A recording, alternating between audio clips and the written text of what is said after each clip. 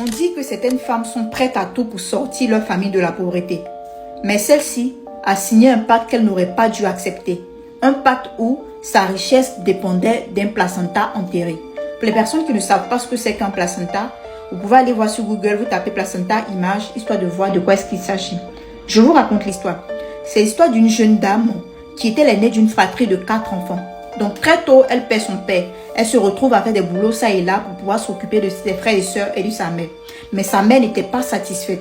Chaque jour, sa mère n'arrêtait pas de lui dire oui, tu ne sers à rien, tu ferais mieux de te trouver un homme qui est riche pour te marier, pour nous sortir de la misère. Regarde tes copines, elles ramènent de l'argent à leurs parents. Bref, la fille a commencé par en avoir marre. C'est comme ça qu'un jour, tard dans la nuit, elle décide d'aller voir une vieille du village qui était aveugle mais qui avait des pouvoirs spirituels. Quand elle arrive, elle trouve la vieille femme assise devant sa case. La vieille lui dit, je sais ce pourquoi tu es venue. Mais ce que je vais te demander de faire, c'est d'aller dans la forêt. Tu vas trouver un monsieur à qui tu vas expliquer et qui va te donner des solutions. Donc, aux environs de 1h, 2h du matin, elle se rend toute seule au fin fond de la forêt.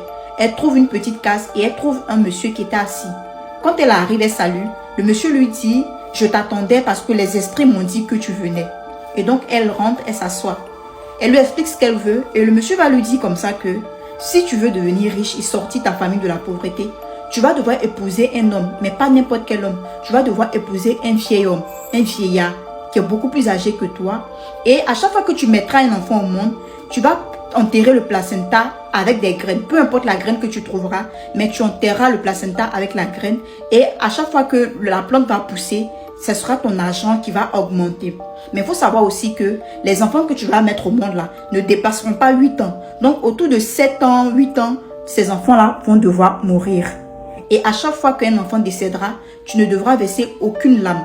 Tu ne dois pas te plaindre, tu ne dois pas pleurer, rien du tout. C'est comme ça que la fille rentre chez elle. Et quand elle arrive le lendemain matin, en fait, il y avait un vieux qui était nanti, mais qui était veuf depuis très longtemps, mais qui n'avait pas eu d'enfant. Et dans le village, les gens ne le calculaient pas trop. C'est comme ça qu'elle se donne pour mission de séduire le vieux. Et donc, elle partait rendre visite souvent au vieux, elle saluait le vieux, elle nettoyait sa maison, souvent elle lui apportait à manger, jusqu'à ce que le vieux finisse par tomber amoureux d'elle. Et donc, il décide d'aller demander sa main chez ses parents.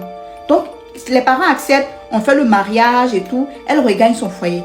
Vu que son mari était nanti, il lui ouvre des commerces, des magasins de couture, des ateliers et autres. Bref, jusqu'à ce qu'un jour, elle tombe enceinte.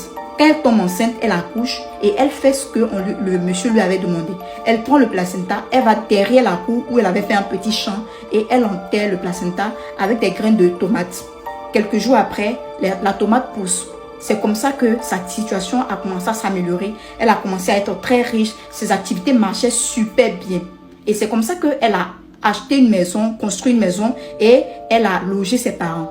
Mais quelques jours après avoir aménagé, sa maman a été retrouvée morte dans sa chambre. Et après ça, la vie a continué son cours. Elle tombe enceinte une deuxième fois. Et la deuxième fois encore, même procédé. Troisième fois, même procédé, sauf que cette fois, l'enfant ne va même pas atteindre 7 ans. L'enfant, à peine 1 an, l'enfant décède. Son mari ne comprenait pas ce qui se passait, il se lamentait, il pleurait beaucoup et il finit par s'en remettre. Et donc un jour, il décide d'aller nettoyer le champ de sa femme qui se trouve derrière la maison. Quand il se met à nettoyer, il tombe sur la plante de tomate où sa femme avait enterré le placenta. Il remarque que la plante est bizarre. Il y a des courris dessus, des cordes attachées, il ne comprenait pas. Et donc, il décide lui aussi, tard la nuit, d'aller rendre visite à la vieille aveugle pour lui demander ce que c'était. Donc, quand il arrive, la vieille va lui dire en fait que sa femme a fait ci, ça, ça. La vieille va dévoiler le secret de sa femme. C'est comme ça que quand il rentre, il ne dit rien. Le lendemain matin, très tôt, il range ses affaires et il quitte le village, il quitte sa femme. Sa femme a compris que son mari, en fait, était au courant de ce qui se passait. Et donc, elle demande à son marabout de mettre fin à la vie du vieil homme. C'est comme ça que le vieux décède. Mais il faut savoir que pendant qu'elle était riche, elle faisait beaucoup de voyages et tout, elle a rencontré un jeune homme de qui elle est tombée amoureuse et ils ont commencé à s'amouracher et tout. Et donc, comme le vieux était décédé, elle décide alors de se marier avec ce jeune homme. Elle avait oublié qu'on lui avait dit de ne pas épouser un jeune. Donc, elle se marie et tout. Et le temps passait, elle ne tombait pas enceinte. Entre-temps, le monsieur, en fait, lui avait donné les trucs à faire, venait à chaque fois dans son rêve pour lui dire c'est le moment, en fait, de donner notre sacrifice et tout. Elle n'arrivait pas à tomber enceinte, elle ne comprenait pas. Du coup, elle va demander au vieux au village. Le vieux lui dit, comment on appelle ça? Je t'ai dit de ne pas épouser un vieux, un jeune, tu ne m'as pas écouté. Donc voilà ce qui arrive. C'est comme ça qu'elle va décider en fait de chercher un vieillard dans le village à qui elle va donner de l'argent parce c'était un pauvre vieux. Donc elle lui donne de l'argent, elle l'invite chez elle, ils mangent et tout, et ils couchent ensemble. Et qu'est-ce qu'elle va faire? Elle va retourner vers son mari, faire comme si de rien n'était, continuer aussi à coucher son mari parce qu'elle se disait que le vieux, en fait, ce qu'elle avait fait avec le vieux, elle allait être enceinte. Quelque temps après, elle tombe effectivement enceinte et quand elle accouche, l'enfant a une marque bizarre. Bon, elle se dit c'est rien de grave. Elle prend le placenta, elle va enterrer. Quelques jours après, rien ne pousse. Elle se dit, bon, c'est pas bien grave. Quand l'enfant va atteindre l'âge de décéder, bon, ça va se passer. C'est comme ça qu'avec le temps, un jour, puisque elle avait déménagé du village et donc elle faisait la navette, un jour, sa fille, en fait, décide de vouloir venir dans le village. Et il faut savoir que quand la fille a commencé à aller à l'école, son père a exigé qu'elle fréquente dans une école religieuse. Donc, elle avait commencé à prier, la petite priait un peu et tout. Et la petite, il faut savoir qu'à son si jeune âge, le Seigneur, en fait, l'utilisait beaucoup. C'est comme ça qu'un jour, elle décide d'aller au village avec sa fille. Et tard dans la nuit, la petite se lève et elle se met à prier dans le champ de sa maman. C'est comme ça que le champ prend feu. Le matin, elle se réveille, tout son champ a brûlé, elle se met à pleurer.